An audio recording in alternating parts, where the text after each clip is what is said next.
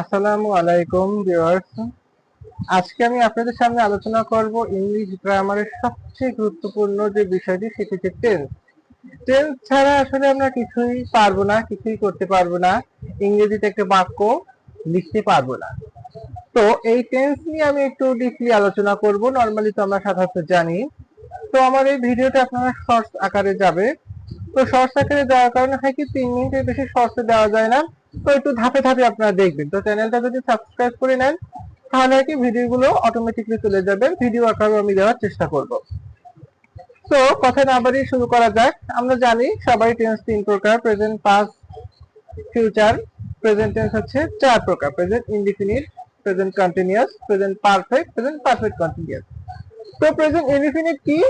বর্তমানে যে কাজটি চলছে সেটি হচ্ছে প্রেজেন্ট ইনডিফিনিট। কতগুলো সাইন দেখলে আমরা বুঝবো যে এই জায়গায় present indefinite. Always, sometimes, regularly, often, হ্যাঁ, এই সমস্ত কিছু নিয়ম আছে যেগুলো দেখলে আমরা বলবো যে চিনবো যে এটা এখানে প্রেজেন্ট ইনডিফিনিট টেন্স হবে।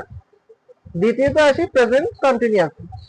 তো প্রেজেন্ট কন্টিনিউয়াস টেন্স আমরা জানি বর্তমানে কোনো কাজ চলছে বোঝালে প্রেজেন্ট কন্টিনিউয়াস। তারপর নাও, at this moment, at present, by this time, step by step, by the by, এই সমস্ত জিনিস যদি থাকে, ফ্রেজ গুলো যদি থাকে, তখন হবে কি, তখনও সেটি প্রেজেন্ট কন্টিনিউয়াস টেন্সে হবে।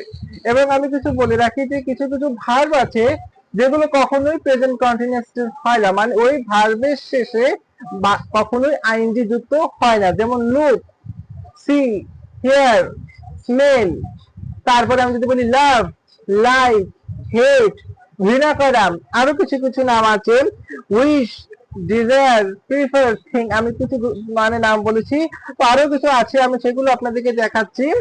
আপনারা এখান থেকে স্ক্রিনশট দিয়ে বা যে কোনো ভাবে আপনারা তুলে নিতে পারেন। এক্ষেত্রে আপনারা দেখতে পাচ্ছেন এইগুলো, এই ভার্ব গুলো যদি থাকে তাহলে ভাবতে কিন্তু কি হবে না। আমি যদি উদাহরণ দিই, I see a bird, I see a bird, এখানে হবে না যে I am sing a bird, I am sing a bird, এটা হবে না কিন্তু। তাই এটা আশা করি আমরা এটা খেয়াল রাখবো।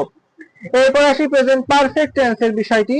প্রেজেন্ট পারফেক্ট টেন্স আমরা জানি যে প্রেজেন্ট পারফেক্ট টেন্সের স্ট্রাকচার হচ্ছে যে সাবজেক্ট প্লাস হ্যাভ অথবা have, subject plus have plus ভার্বের ভি3 প্লাস অবজেক্ট, এটা হচ্ছে প্রেজেন্ট পারফেক্ট টেন্স। এবং আমরা বলি এটা হচ্ছে প্রেজেন্ট পারফেক্ট টেন্স। এবং আমি আবারও বলছি যে প্রেজেন্ট পারফেক্ট টেন্সের মূল যে সংজ্ঞাটা সেটা হচ্ছে কোনো কাজ এইমাত্র শেষ হয়েছে কিন্তু তারপর এখনো বর্তমান, সেটি হচ্ছে প্রেজেন্ট পারফেক্ট টেন্স। সেটা হচ্ছে প্রেজেন্ট। কিভাবে চিনবো? জাস্ট